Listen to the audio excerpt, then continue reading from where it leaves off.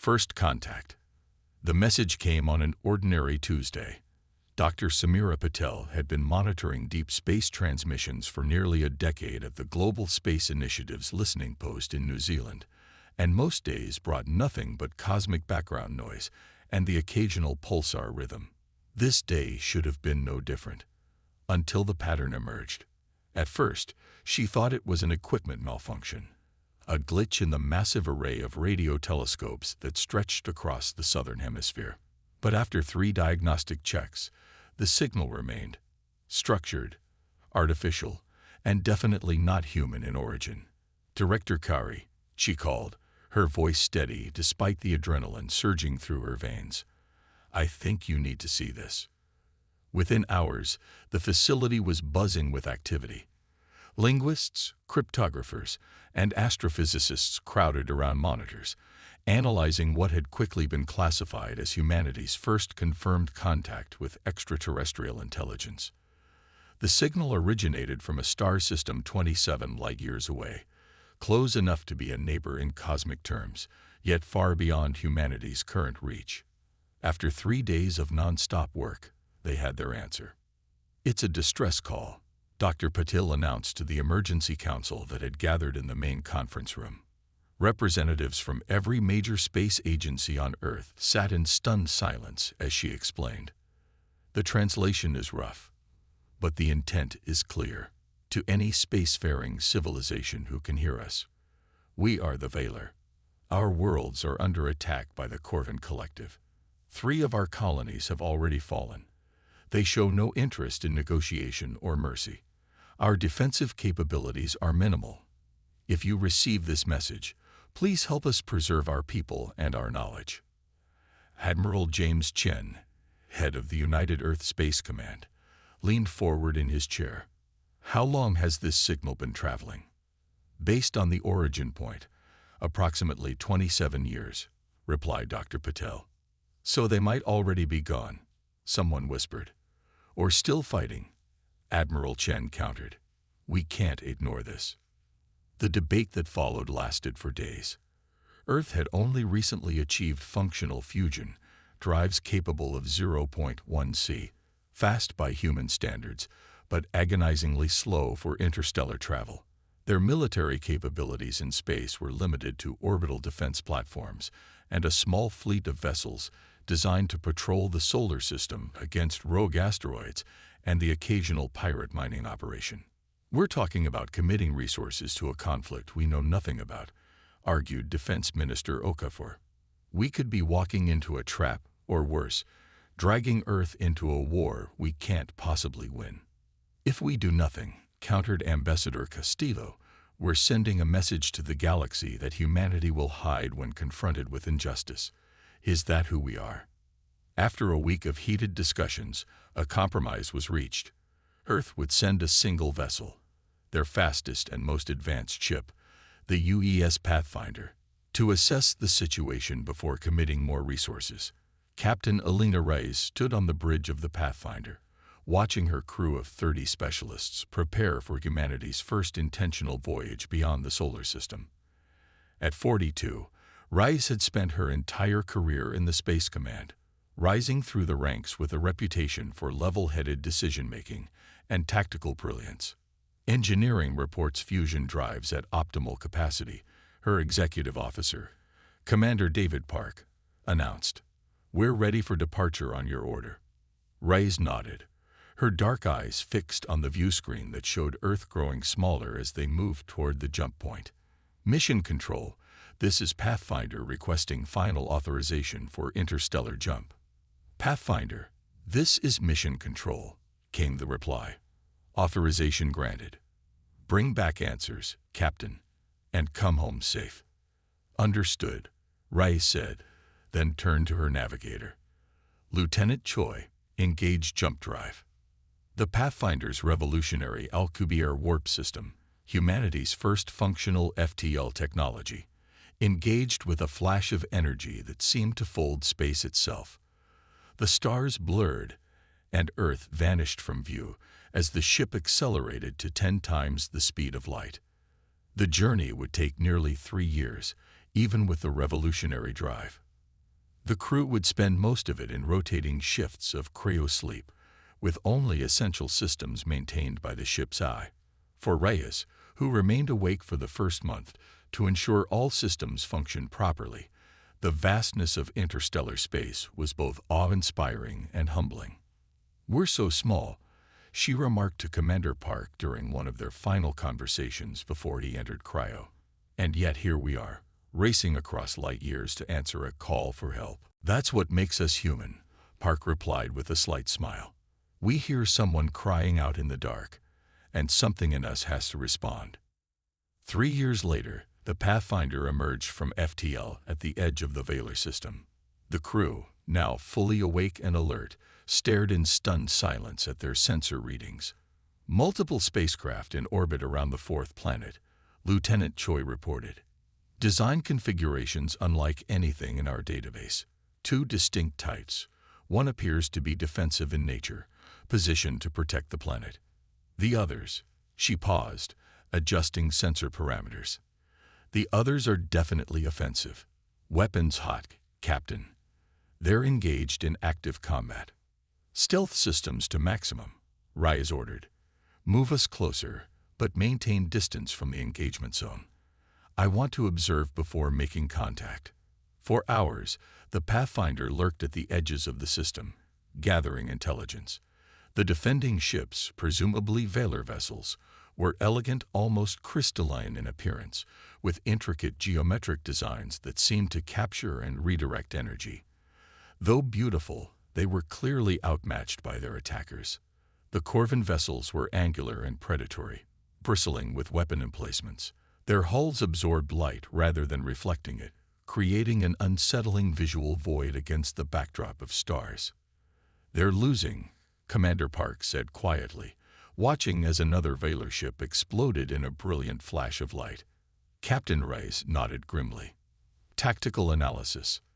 The Valar ships appear to use some form of energy manipulation technology, possibly photonic in nature," replied Lieutenant Commander Abasi, their tactical officer. "Elegant but not primarily designed for warfare. The Corvin, on the other hand." He gestured to his screen. "Their weapon systems are devastatingly efficient. Directed energy weapons, kinetic projectiles, and something our sensors can't quite identify that appears to disrupt the Valar ship's structural integrity." Reyes made her decision. "Open a channel to the Valar fleet. Let's hope our translation algorithms can handle real-time communication."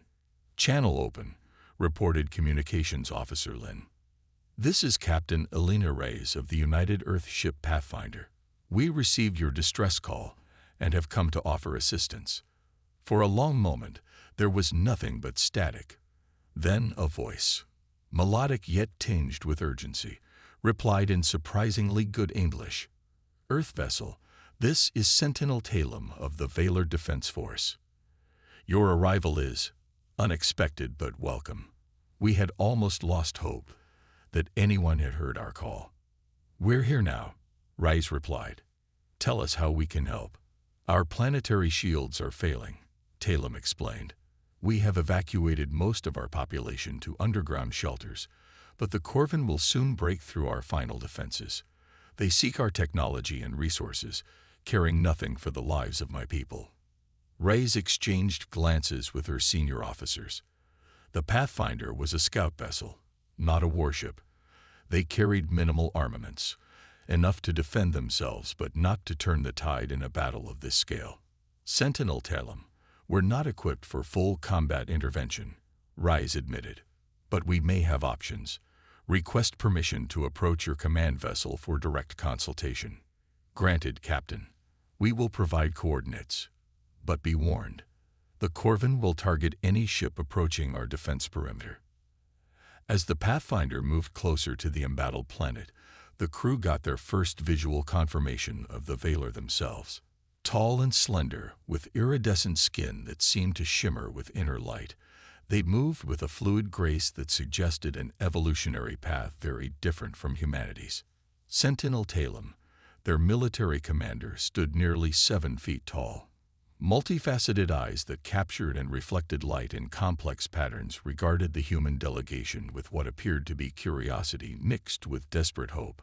"We observe your approach," Talem said after formal introductions were complete. "Your vessel possesses technology we have not encountered before. How did you cross such vast distances?" "Warp technology," Rise explained. "We bend space to travel faster than light." A ripple of something like excitement passed through the assembled Veiler. "This is significant," Talem said. "The Corvin dominate because their sublight drives are faster than any other species in this sector, but they do not possess FTL capability." Commander Park leaned forward. "Are you saying we have a technological advantage they don't?" "Precisely," Talem confirmed. "The Corvin rely on overwhelming force and numerical superiority. They cannibalize the technology of conquered species to enhance their own. But FTL travel has eluded them, which is why they have remained contained to this sector of space." For the first time since entering the system, Rice felt a glimmer of hope. "Then perhaps we can use that to our advantage. What if we could evacuate your people? Transport them somewhere beyond the Corvin's reach?" "Our population numbers in the millions," Talem replied. "Your vessel, while impressive, could not possibly." "Not just our vessel," Rise interrupted. "Earth has others. If I send a message back, explaining the situation, my people won't stand by while yours are exterminated. It's not who we are." The Veiler leader studied her for a long moment, those strange crystalline eyes seeming to peer into her very soul. "You would do this? Risk your world's resources and people for aliens you've just met?" "We've come 27 light years because you asked for help," Rise said simply. "We're not going to stop now." As Rise and her team prepared to return to Earth with their report and a Veiler delegation, Lieutenant Choi approached with urgent news. "Captain, long-range sensors have detected something concerning. The Corvin fleet isn't just attacking this system. They're systematically moving through this entire sector, based on their trajectory and the star charts the Veiler provided. Earth lies directly in their path of expansion." Rise felt a chill run down her spine. What had begun as a humanitarian mission had suddenly become something far more urgent, a matter of Earth's own survival. "Then we have even more reason to hurry," she said grimly. "If the Corvin are as relentless as the Veiler say, it's only a matter of time before they reach our solar system. We need to be ready." 2 days later, the Pathfinder jumped back toward Earth, carrying not just a detailed report, but also 3 Veiler representatives, including Sentinel Talem, and a treasure trove of technical data that would prove crucial in the coming conflict. Their mission had evolved from assessment to alliance building, and the fate of 2 species now hung in the balance. Humanity unleashed. The Pathfinder's return to Earth orbit triggered an immediate global response unlike anything in human history. The sight of the 3 Veiler representatives, their tall, luminescent forms moving with ethereal grace through the UN Assembly Hall, was broadcast to every corner of the planet. Sentinel Talem addressed the gathered leaders with dignified urgency, the translator only slightly dulling the musical quality of their speech. "The Corvin Collective does not negotiate. They do not seek coexistence. They expand, consume, and move on. Our civilization, which has existed peacefully for thousands of your years, is now on the brink of extinction. And based on their current trajectory, your world will face the same threat within 50 of your years." Admiral Chen, who had initially advocated for the reconnaissance mission, stepped forward. "The intelligence Captain Rice has brought back confirms this assessment. The Corvin represent an existential threat not just to the Veiler, but potentially to humanity as well." For once, political divisions fell away in the face of an external threat. Within days, a unified global response began to take shape. Operation Starshield, the most ambitious military and scientific undertaking in human history. Dr. Elisa Nakamura, Earth's leading expert on theoretical physics, headed the technology integration team. Working alongside Veiler scientists, she faced the daunting task of combining 2 fundamentally different technological approaches. The Veiler's photonic manipulation technology is like nothing we've ever seen, she explained during a briefing with military leaders. They've evolved the ability to interact with light on a quantum level, incorporating it into their technology. Meanwhile, our strengths lie in material sciences and energy projection. Separately, neither approach can defeat the Corvin. Together, she smiled for the first time in days. Together, we might just have a chance. The resultant hybrid technology represented a quantum leap forward. Veiler light manipulation crystals incorporated into human weapon systems created photon lances, directed energy weapons of unprecedented power. Human metallic alloys combined with Veiler photonic matrices produced shields capable of adapting to different forms of attack. Most crucially, the Pathfinder's Alcubierre drive was refined and enhanced, allowing for faster, more efficient FTL travel. Captain Reyes, promoted to Admiral following her successful mission, oversaw the transformation of Earth's modest space fleet. Civilian vessels were refitted with military capabilities. Orbital defense platforms were upgraded with hybrid technology. Construction began on a new class of warships, designed from the ground up to incorporate both human and Veiler innovations. We have 6 months, Rice told her assembled commanders during a strategy session aboard the newly commissioned flagship, UES Defiant. 6 months before the Corvin finish their systematic conquest of the Veiler outer colonies and move on to their homeworld. We need to be ready to meet them there. Commander Park, now her executive officer on the Defiant, studied the tactical projections. Even with our technological leap, they outnumber us significantly. The latest intelligence suggests at least 300 Corvin warships compared to our projected force of 75. Numbers aren't everything, Rice replied. The Corvin have never encountered FTL-capable opposition. They've grown complacent, used to enemies who can't outmaneuver them. We'll use that to our advantage. As preparations continued on Earth, Sentinel Talum worked with the remaining Veiler defense forces to hold back the Corvin advance, buying precious time for the human fleet to ready itself. Regular FTL communications kept both species coordinated in their efforts. 5 months into the preparations, with the fleet at 80% readiness, the situation changed dramatically. A badly damaged Veiler scout ship emerged from FTL near Earth with catastrophic news. The Corvin had accelerated their timetable, breaking through the outer defense perimeters and launching a full-scale assault on the Veiler homeworld. We're out of time, Admiral Rice announced to the United Earth Council. If we wait until we're fully prepared, there won't be any Veiler left to save.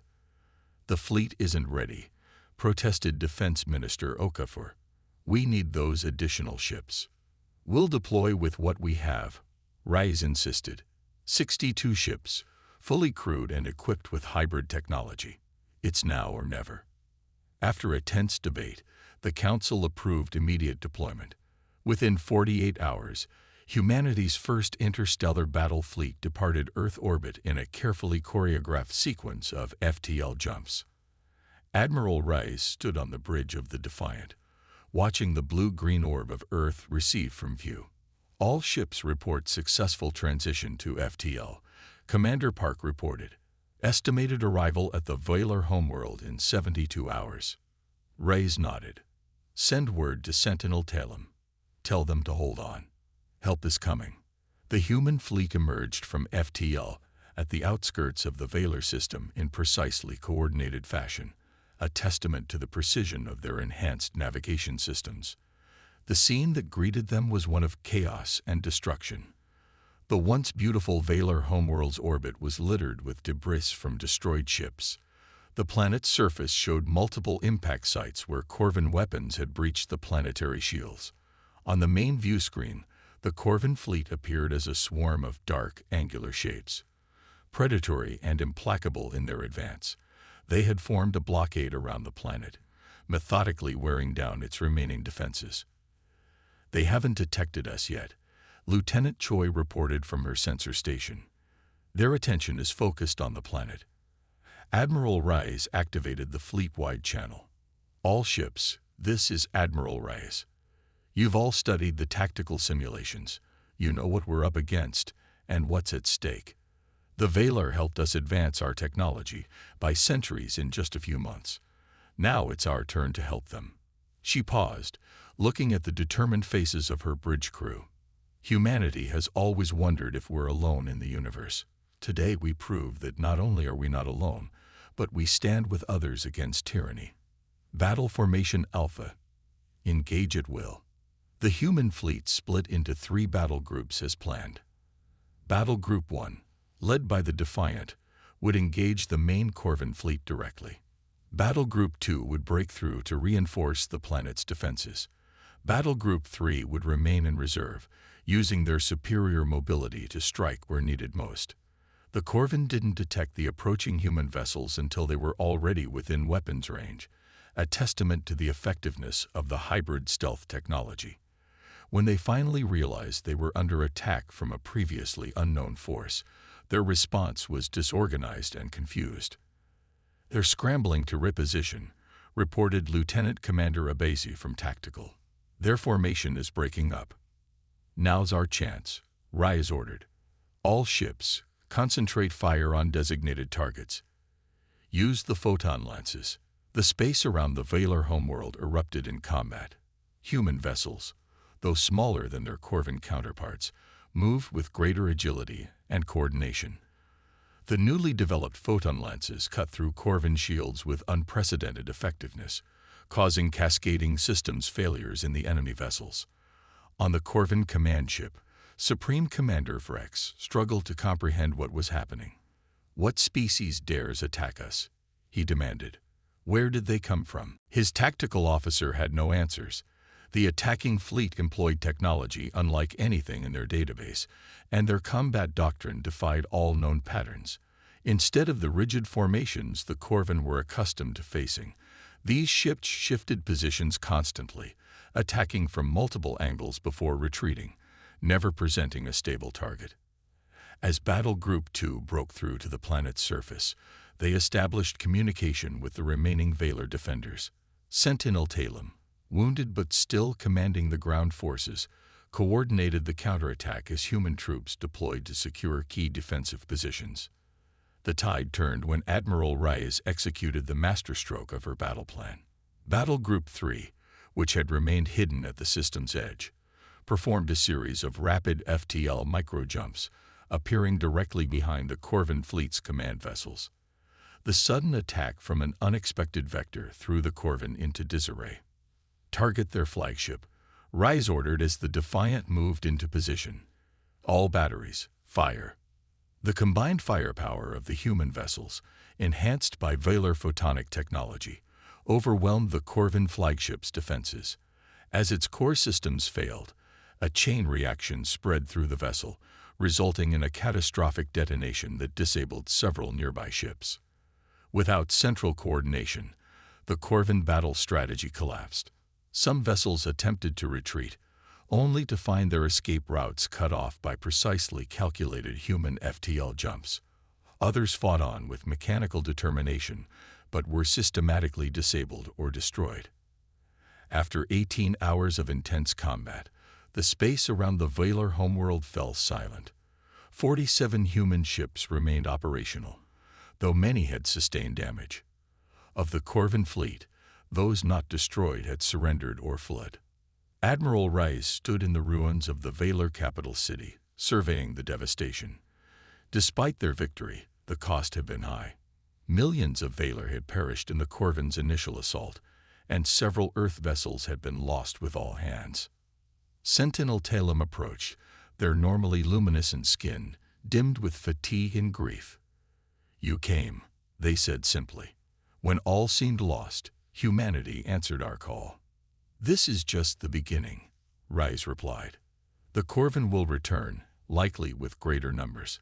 But today we've shown them something they've never seen before, an enemy who isn't afraid and won't back down." Talum nodded slowly. "For thousands of years, my people believed we were alone in our commitment to peace and knowledge. We thought that was our weakness. Today, you have shown us that sometimes strength is necessary to preserve peace." They extended a slender, glowing hand.